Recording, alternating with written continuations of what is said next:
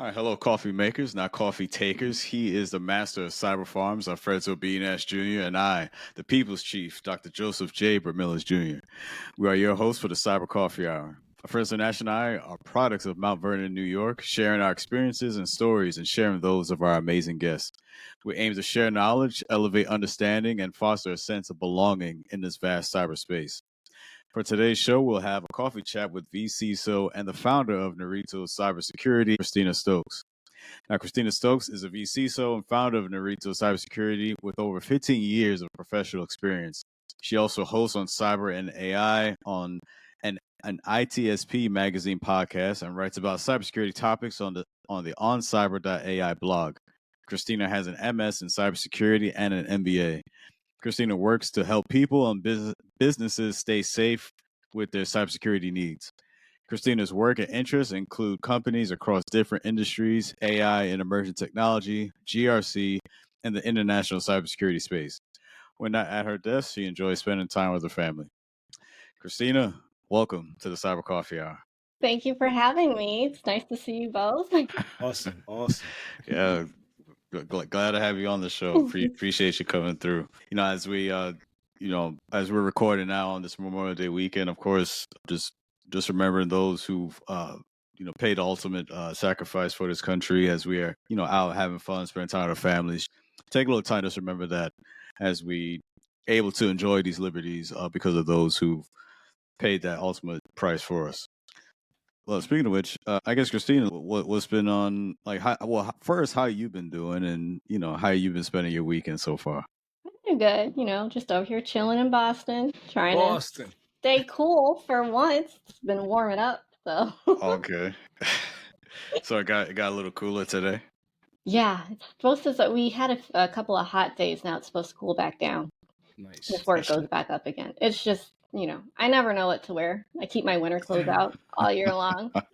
That's almost like so I was just recently over in California, and it almost sounds like that because during the day, it feels real nice, and then as it gets later in the afternoon, it can get like cold. Yeah, so you definitely have to keep like a sweater or jacket with you like every day. It's weird, but it does. Nighttime is freezing out there. It's like a whole different world. I felt that summer way and winter in Virginia, one too. day.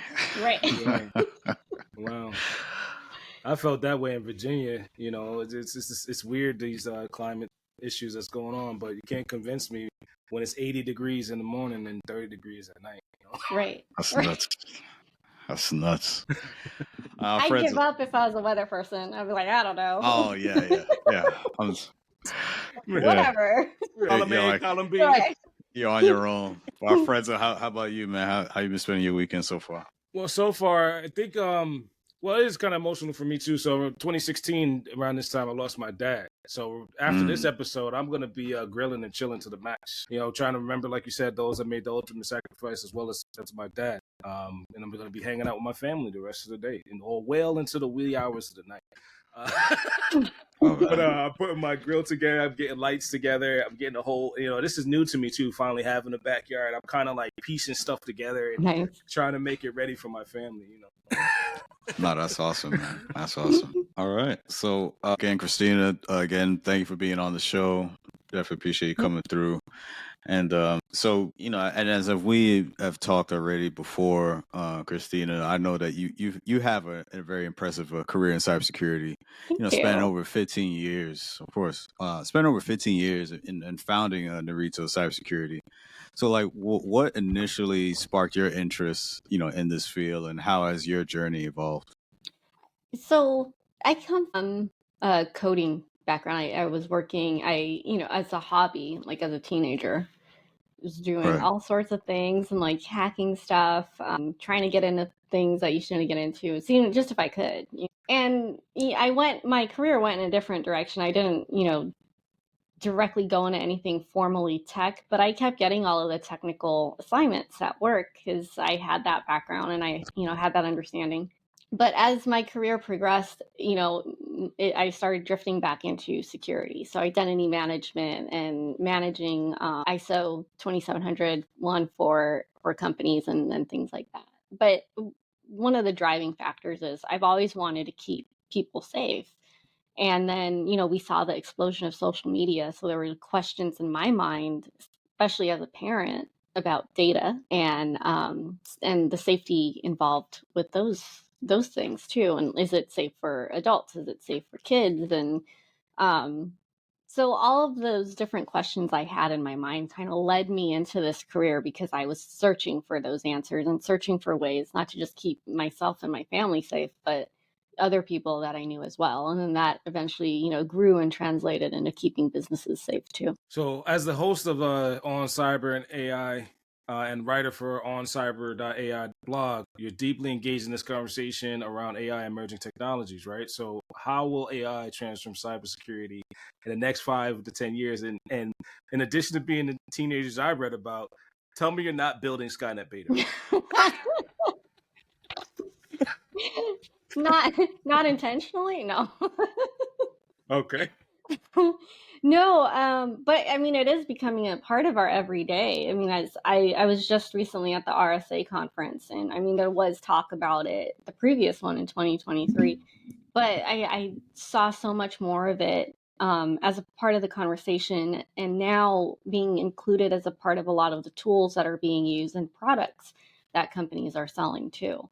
So I think we're just going to see more of it really start to change, not just our regulations and our laws, but how companies are using them, whether that is to support their employees and the jobs that they're doing, or how they're implementing it in their tools for data management. We're seeing it in cybersecurity being implemented in various tools and products as well, right, to help automate some of.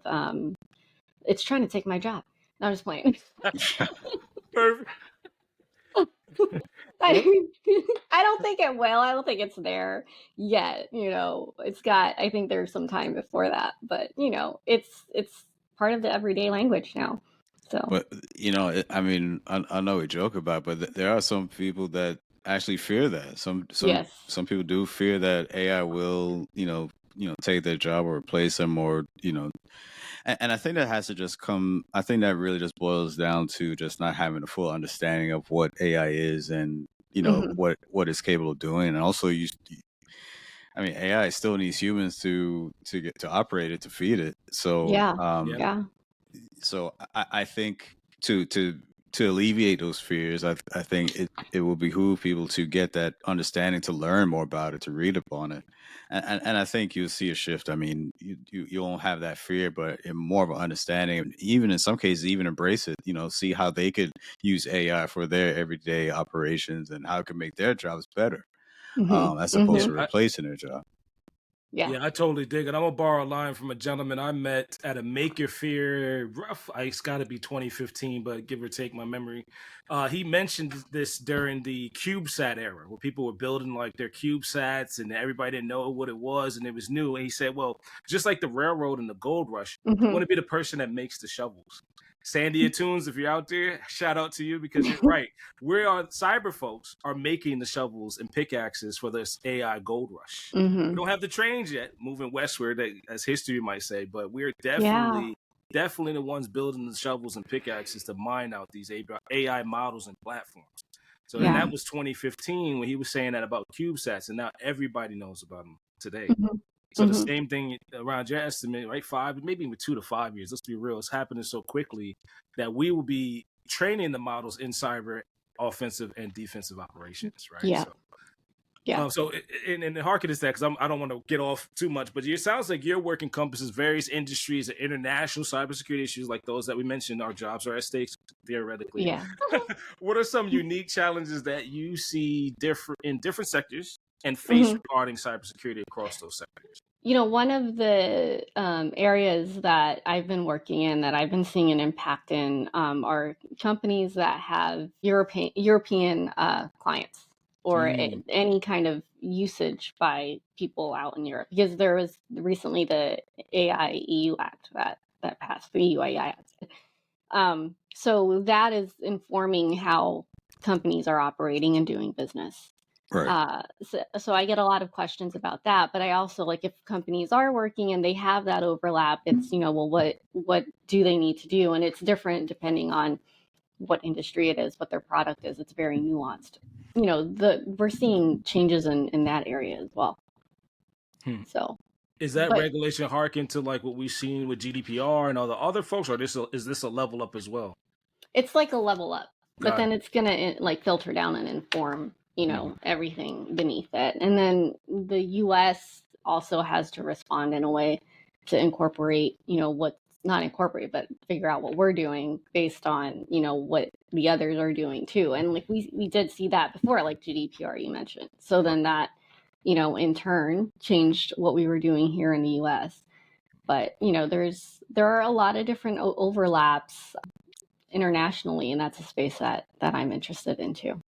Sounds like a global gold rush to me. Yeah. It is interesting though to see, like, especially the impact it has on other industries. For example, I've had I know some actors in the entertainment industry, and there's always the question of, will it replace them entirely? Because now you've got these videos that can be created. You can take your voice and, they can make you basically say anything. But, right. So there's all of that question. And then the question of, well, who owns the image? I know Keanu Reeves, because I'm a fan. Are we all? Right? I mean, at this point, are we all like the internet's boyfriend? But he had, like, at the start of the Matrix in the 90s, early 2000s, that he had a conversation about his digital image. And there was an interview that he did a few years ago where they were talking about that, how he actually had that written in to contracts that he owned his digital image. I don't think a lot of actors are thinking about that. And his voice, his likeness, all of it. Yeah. So he owns that, where, some of these actors who have participated in movies and things like that and didn't, have that written into their contract. Now there's a question of, well, can that be taken and used elsewhere? And do they have any ownership over it, or do they not? So, but yeah, I don't think you can still tell if you see a video or something made with AI, you can still tell it's not the real thing, It's getting better. Yeah. Definitely when we talk about like deep fakes and things of that nature. Yes, Christina, to your point, earlier on, you could definitely tell it's very, very quite obvious that, it was a computer or AI generated, video or image. But like now, I think as time has gone on, it's definitely improved. And it has. And it will continue to, which is scary. Very scary. Right.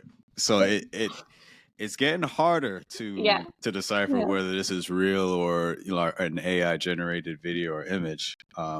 People are gonna be like, it wasn't me, it was AI. I swear. Right. Our homie Keanu Reeves is like, he sounds like he has the cyber defense. Is ownership the only cyber defense? Like, it's proprietary? Because again, a lot of folks don't have, like you said, that capability to own every single, even social content. Right. You put it out there, but you don't really own it. The platform. Right. Yeah. So does Keanu Reeves project that through the Matrix? Like, did he foresee the cyber defense? Yes, right. Yes. What inside information does he have? Right. What are you not telling us, Mr. Reeves? Right. I think that there was an article, at least maybe a year or two ago, regarding James Earl Jones, because he did the voice for Darth Vader. Yes. And it's a little hazy, but I don't know if he had agreed to do it.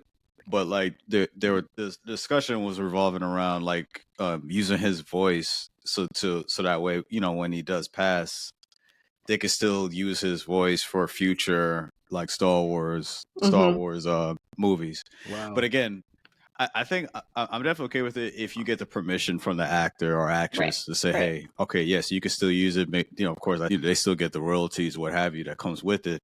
But then on the flip side, the problem when you don't get the permission from the actor actress, because just recently the Marvel actress, I don't know why I forget her name. Scarlett Johansson. Yes. Yeah. There's an incident where they use her voice and she did not get permission, and they used it anyway. Yeah. So that's a problem. That was open AI that did that. Yes, so she's suing. Yeah, that's a big battle right there. Yeah. Is it Microsoft on the other side of that? Oh yeah, that's right. But I think she should be able to own her own voice. Absolutely. Why wouldn't she be able to? And it's wild to me that they did that. So even if it was just but if it's so similar that she can think it's herself, that's crazy. And then, there's also the question of, is there a market for it? So for example, if we have, it's like CGI in movies, for example, right? We can do anything with CGI, and like you can have space battles and underwater people, like whatever, anything you wanted. Like yesterday I was just watching Ghostbusters with my family the other day, and I was telling my husband, I was like, remember when they actually had to crash the cars into each other? Right?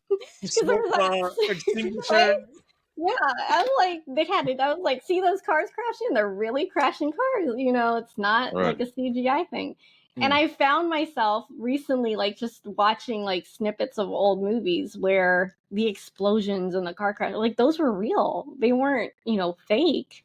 They weren't just like this digital, version of it. But yeah, I mean, there is that question, like, is there a market for that, or are people going to want to see something that is actually authentic? Like, will the market shift and there'll be this new pocket industry of, things that are authentic, whether it is, a movie, or music, or writing, for example, like, because a lot of people are using ChatGPT and things to write, but then it's like, is that real? Is it authentic? Because it's not coming from a human or directly from a human's experience and then what they're conveying. It's coming from a machine that's interpreting data that it was fed, right? So, I think it's a tool. It's a great tool. It's a great support, but it's not a replacement. Exactly, and I think that's a great point. That's a great way to say it, is because I think a lot of people, they get a little too AI happy, and they just straight up, copy and paste it. And I'm like, yo, this sounds like from a computer. This doesn't sound like you. I think there was something where, like, a lawyer, I think he got disbarred because oh my gosh, he used AI for his cases. Oh no, like straight up, like, and yeah. So then now it put into question, like, his previous cases that he's done, and if he used AI. So I mean, yeah, you got to use it as a tool, like maybe just to get the thought process going, but don't straight up copy and paste from it. I mean, come on, what are you doing? So when I was in grad school, we had to use a tool to see if we had plagiarized. Oh yeah, the papers, right? Like, did you have to get kicked out for that still? Right. Yeah. And this was like, in the mid 2010s. So, and like before you could like insert AI written things. And now I'm like, oh, well, now they got to check it not only to see if you plagiarized, but they got to check, like, did you actually write this, or did you have an AI write your term paper and you're trying it in, and you're going to get caught. Right. In addition to that, with that plagiarism and the act of citing, not fighting someone, right? I get generally concerned on the term that we had another guest speak about it, but I want to hear your points as well. I get concerned about the use of AI in like cyber warfare. Right? Like, how do we see this misinformation and deep fakes and all that play into the psychological aspects of these digital battle spaces, if you will, or virtual missions? There you go. I like to say that too. Well, there are organizations out there, and even nonprofit organizations, that are fighting that, because they do see, as we've seen, social engineering and misinformation impacting politics in countries all over the world. And so, but we do see that, like, it's AI being used to essentially, populate media with fake articles and things like that. And that's a danger, and that's a risk. And so, and that is essentially, one leg of cyber warfare, right? Is all of those things you can do with social engineering. And then now you have a tool that is smart enough and faster than anything to essentially like walk out somebody's, plans. I do, see, okay, there is this fear of AI, but like any tool that can also be used as a weapon, like it is what it is in the hands of the person who has it, right? Like, beauty is in the eye of the beholder, but the tool itself is it's either a tool or a weapon, and it depends on who has it and what they're doing with it, and if their intentions are good or nefarious.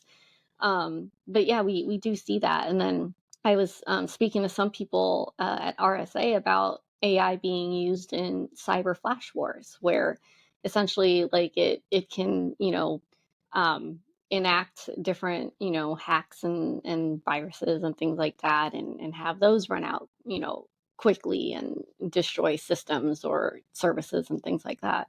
Right. So for our listeners, can you say that term again? Cyber flash wars? Flash wars, yeah. How is that different? Is that the same along proxy wars, or is that a preemptive campaign? It's more preemptive. Oh, flash wars. That's nice. I didn't know that term. So just switching gears a little bit when we're looking at, GRC or governance, risk, and compliance, but just knowing that that's a significant part of your expertise, could you explain like why GRC is critical for businesses today, and maybe share some like best practices for organizations so they can strengthen their GRC frameworks? So GRC is important because it gives you insight into your organization's weakness and strengths, and gives us a way to see where you're most vulnerable and what you need to do to shore that up or repair it.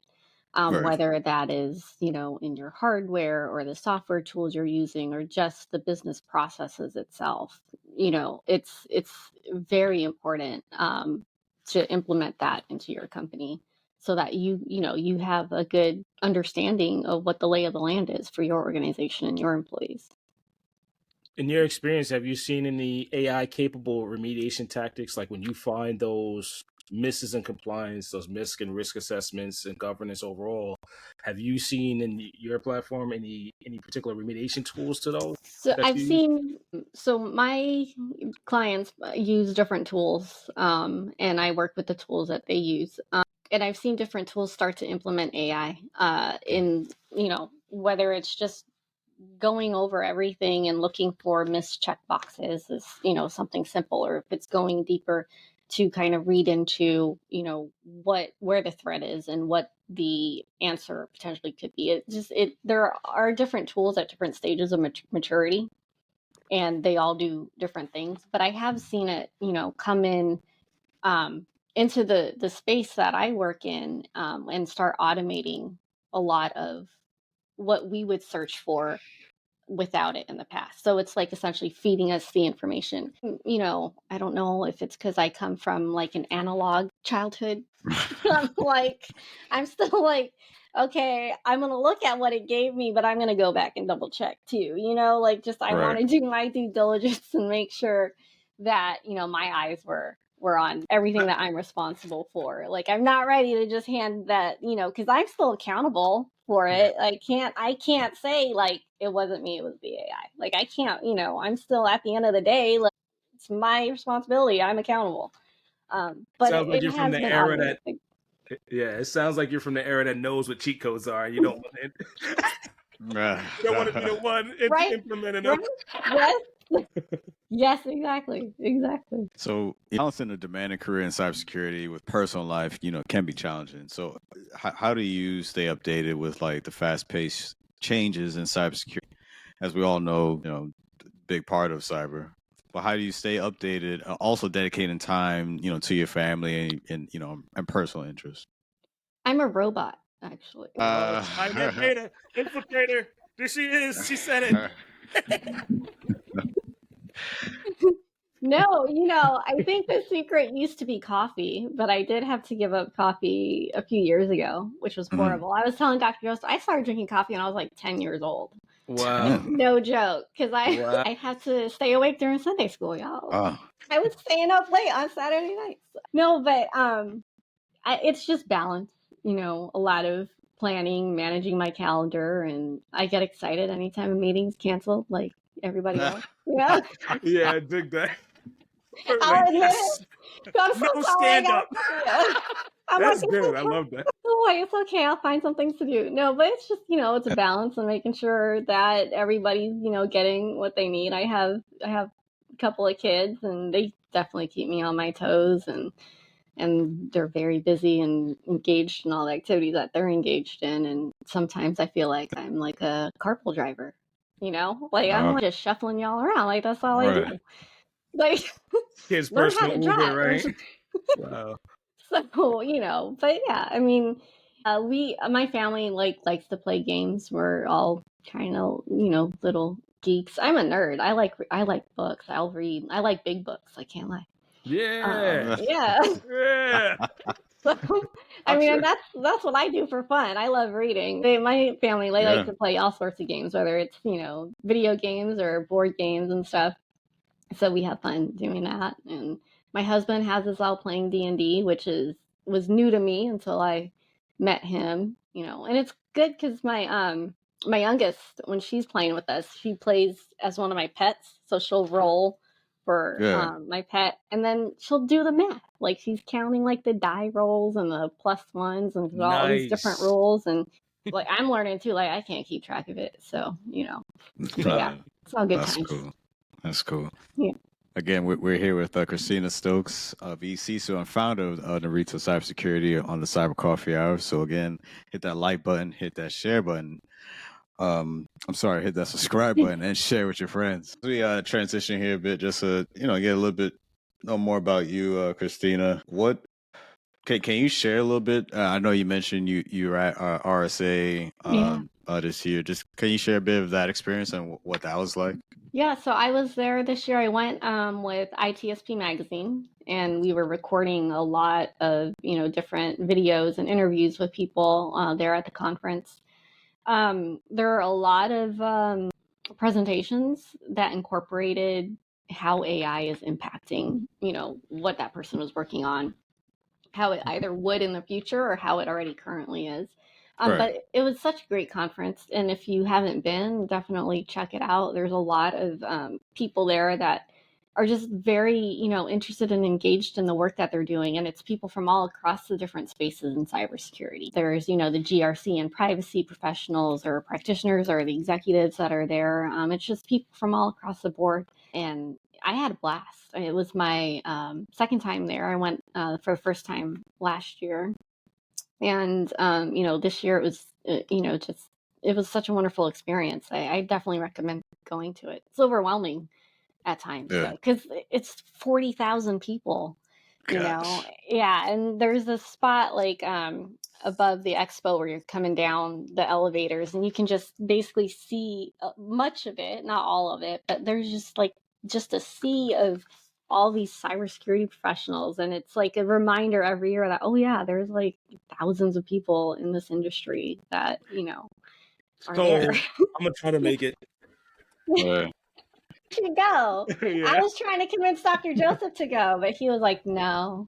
Oh my God. I was playing. Well, yeah, next year, I'll try to make more plans. Try to make it. You should go for sure. Is it a multi-day event or it is? Or it's I think like 4-ish days, and they closed this year with Alicia Keys. She had a concert there. Yeah, she was the closing keynote speaker, which I thought was exciting because I was like, "What is Alicia Keys?" Absolutely, I wasn't complaining. I was like, "Bring her." Oh, I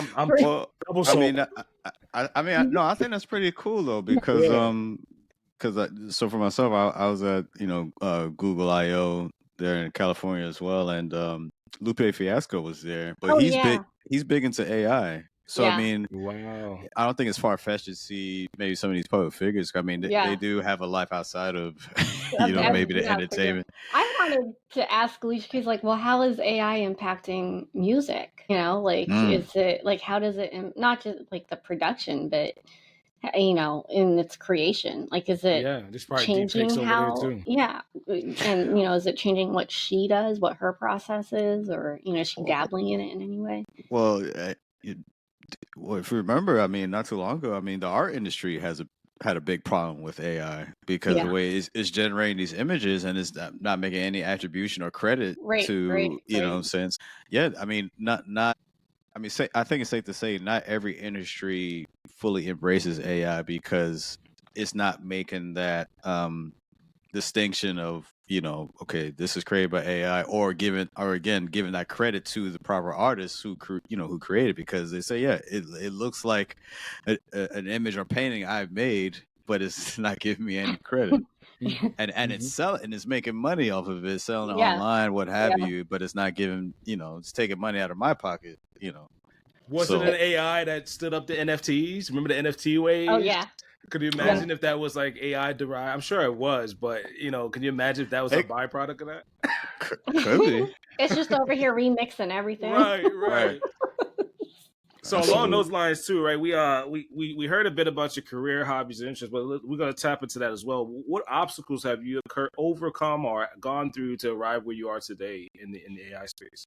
I think, one of the biggest things is that I grew up in an area where tech was more for boys than it was for girls. So it wasn't, even though it was like a hobby of mine and things I would work on, it was okay as long as it was a hobby, right? Like I couldn't get serious about it as a career. Like at one point wanted to go and get a bachelor's in computer science, but, it was like, that's for the boys. So, I was like, okay, I'll do journalism. So I went like in another direction.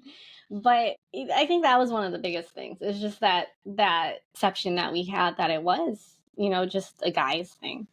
And I kind of had to battle against that.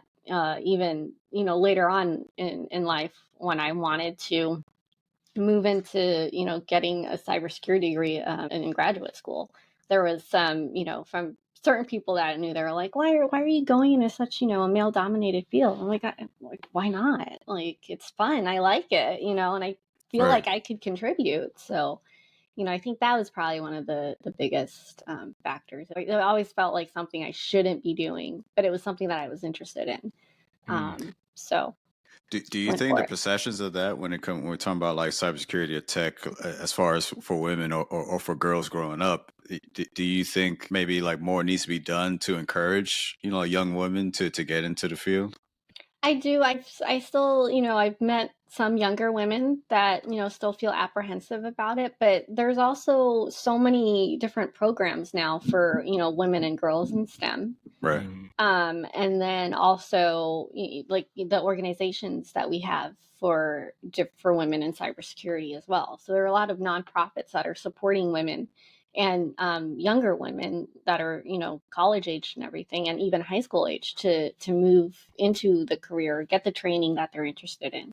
So I'm seeing more of that, but I'm all for it. I mean, I'll be real with you. You said you're a gamer. I'll never forget when the first Call of Duty came out and a girl gamer scraped me, destroyed me.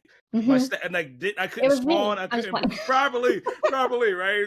We'll trade call signs again to see.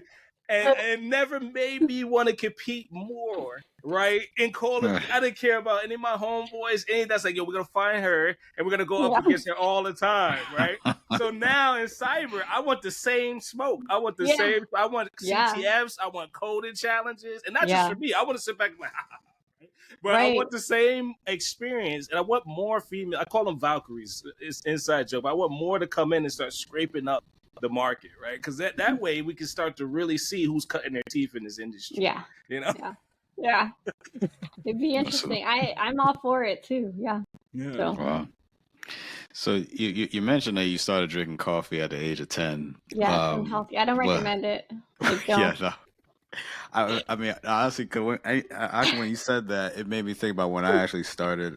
I didn't start until I was into the military. Oh, really? Yeah. I was 14, and it was on accidental on purpose, right? So my father always got up and he made like a pot, right? So he would leave the pot on the stove. Try this out. I didn't know what it was. Just every day. Poured yourself a cup. Did you like it? Did you spit it out? Oh, it was awful. Yeah. That's what my motor, so I always call it motor oil. It was awful. Yeah. I remember like it was yesterday. It was awful. You didn't put anything in it? No sugar? No, black. Straight up black. Yeah, right off the stove. But I drank it. I would drink it black in high school. No sugar, no cream, nothing. Mm-hmm. And then later in life, I was working on the military bases, and we'd have that Navy coffee, which was basically sludge. Oh boy. Navy guys don't know how to make coffee. That sounds so horrible. Oh my god, they're putting that in the boat. Right. Girl, that's what's fueling it. Like it's the same thing. Yes. Oh my gosh. Good for the budget. My god, the image is like, yeah, this is good stuff. No, but when I moved to the States, it was, the white chocolate mochas. I remember the first time I went to Starbucks. I was still living in Italy. I went to Germany, and there was a Starbucks in Germany. And I was so, I had never been to one. I tried to go to one in the States one time, but it was closed. So anyways, I was in Germany, and I was so overwhelmed by the menu. I didn't know what to order. So I just got a cappuccino. And everyone was laughing. They were like, "You just came from Italy. You're getting cappuccino." I'm like, I don't know what half the stuff on the menu is. It's wild. So, but yeah. Starbucks messed that up for folks too, to be honest. We were talking about a few episodes. I'm trying to backtrack from my Starbucks experience. Yeah. And the funny thing is, it's a rumor going around town, but my girlfriend was a shift supervisor and barista, but we have a machine that she will not train me on.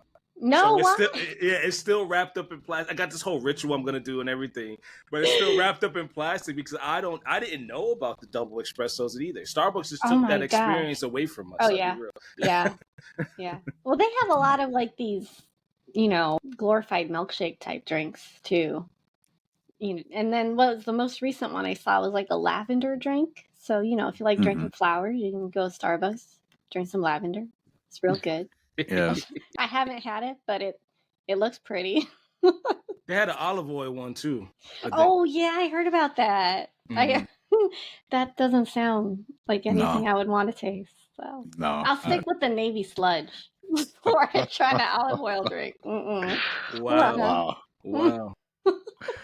So when you're not drinking the Navy sludge, what are some of your hobbies, interests? I know we kind of touched on it a bit, but just what you like to do when you're not concerning yourself with cybersecurity. I like fashion. So yeah, and I have girls, which is awesome. So we they're all getting into my old shoe collection that I can't wear anymore. I'm like, I'm not wearing those heels because my feet can't stand them. Y'all can inherit them. But I like, watching movies with my husband. We've got, it's one of those things where it's we never have the time. So we have this backlog of movies that we're still trying to catch up on and all of that. But yeah. Any favorites? Oh, go ahead. You got it.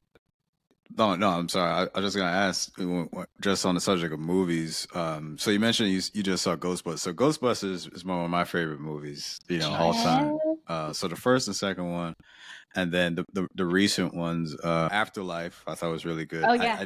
I didn't watch Frozen Empire yet. Is that the one you watched?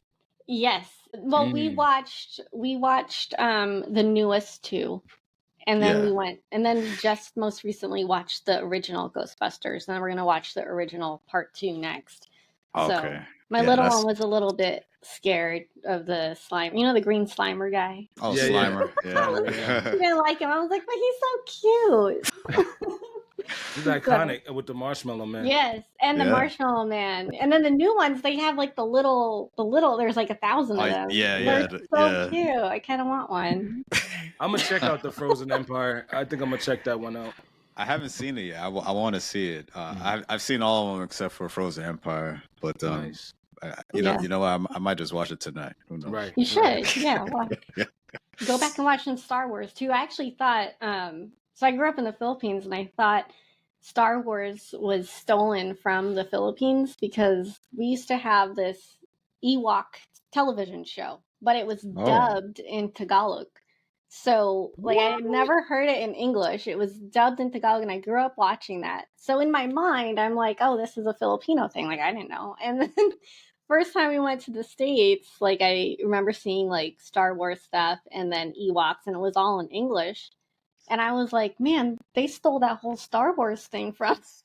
That's the first time I've heard Wow. Wow, yeah, me neither. And then I realized, no, it was an American movie, an American show, and it was just dubbed over in our language. Oh, I see. My husband's a huge Star Wars fan. He's got lightsabers and things like that. And he's bleeding kyber crystals in the basement.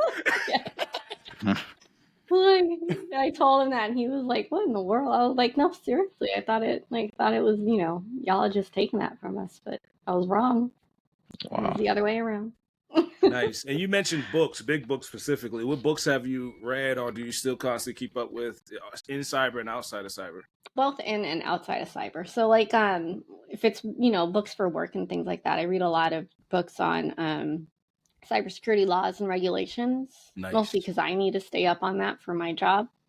And just looking at, the history that they've had and the changes that have been made to them as different emerging technology has come in.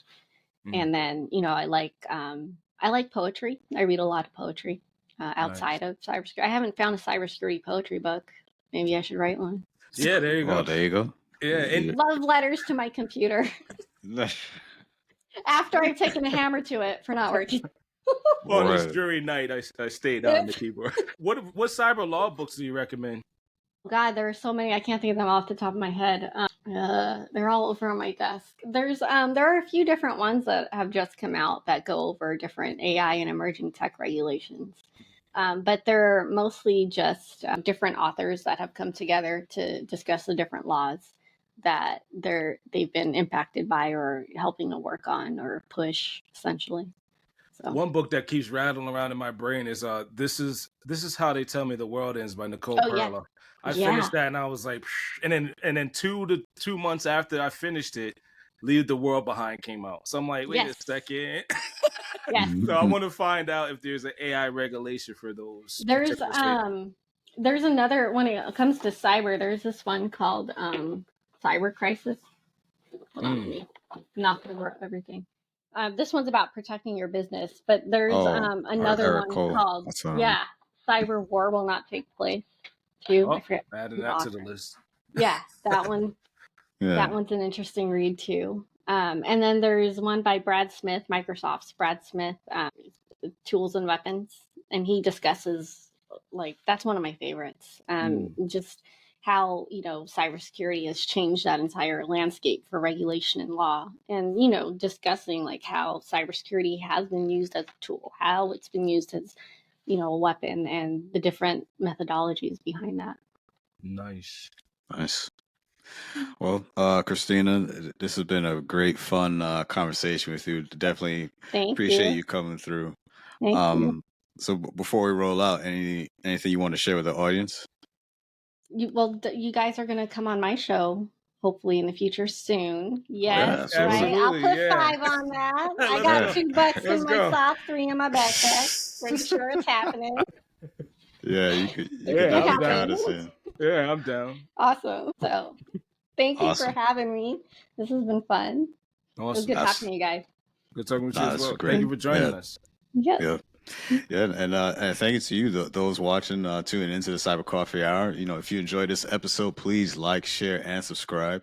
Follow us on all of our platforms. You can find the Cyber Coffee Hour on YouTube, Spotify, Apple Podcasts, and Google Podcasts. That's it. That's a wrap. We out of here. Peace.